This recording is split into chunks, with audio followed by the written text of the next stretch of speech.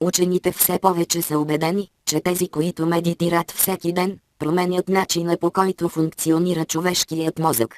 Доктор Джудсън Бруер, асистент професор по психология в университета Йейл, публикува изследване, в което доказва, че медитацията не само намалява стреса и увеличава чувството за щастие, но и помага в решаването и на здравни проблеми като борба с рака, отказване от цигарите и дори излекуване от псориазис. Пациенти, медитиращи 20 минути дневно, са били способни да изключат области на мозъка, свързани с психични разстройства като аутизъм и шизофрения.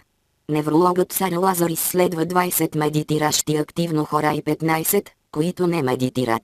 Установява се, че медитиращите са по-устойчиви на стрес и имат подобрена памет. На физиологично ниво, плътността на регионите в мозъка, отговарящи за чувствителността и вниманието, при медитиращите е по-сгъстено. Предната част на кората на мозъка, която се свива с възрастта, се оказала също, че е по-плътна при медитиращите, водещо до извода, че те забавят процеса на стареене.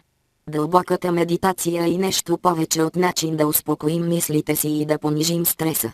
Международен екип от учени от Норвежкият университет по наука, университетът в Осло и Сидней, установява, че по време на медитация, умът по-добре разбира чувствата и емоциите, прави ни състрадателни и принадлежни към едно цяло.